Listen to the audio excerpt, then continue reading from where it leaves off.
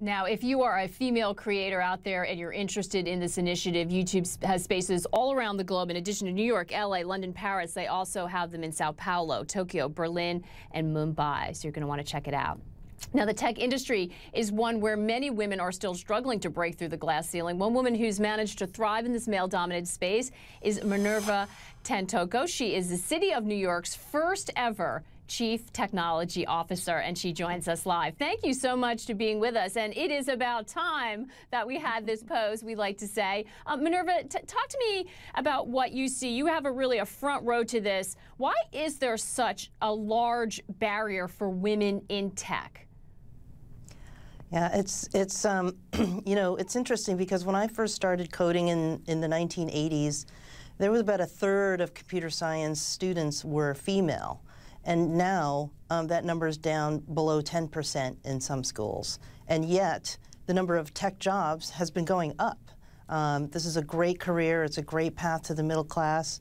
I think that some of it is just the perception that only people that look a certain way, not women, not people of color, can go into tech. And I'm here to say that it's a fantastic career. It's a path to the middle class. These skills are needed. And it's actually important for our economy that we grow more tech talent from wherever it is.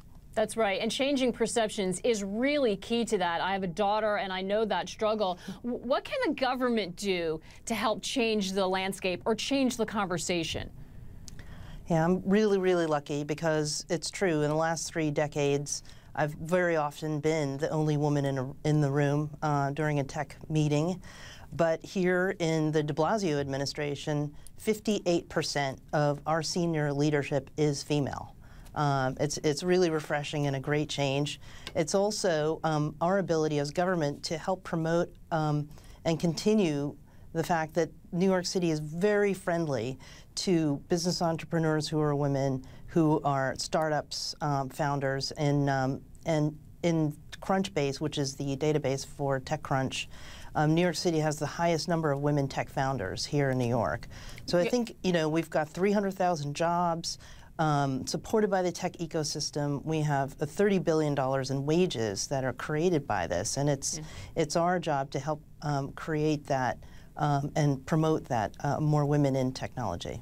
When you're talking about promotion, there was a great line in the piece we just ran that said, if she can see it, she can be it. Do we need to make sure not only that women are working in tech, but that they are in very public positions of power so that young women can see people like yourself and just understand intuitively that that opportunity is there? Absolutely right, Maggie. The importance of visibility is something, one of the main reasons I took this job. I left the private sector to take my first, government job because I love going out to communities and talking to young people and showing them that, a CTO can look like me and can look like any of them.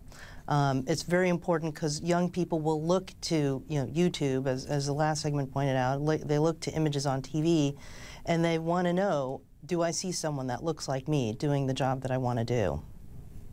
Absolutely. It's so critical. I know the government, as you mentioned, has been a big supporter of programs, not only for girls coding, but black girls code as well. So important to get that message out there. My daughter was asked on a survey what she wanted to be when she grew up. She wrote something. I made her cross it out and put CEO. And now that's in her head, and I think that's what we all need to do. Minerva, thank you so much for being with us. Please come back and talk to us again and keep us posted on the progress. Great. Thanks a lot. Minerva Tentoko, CTO of New York City.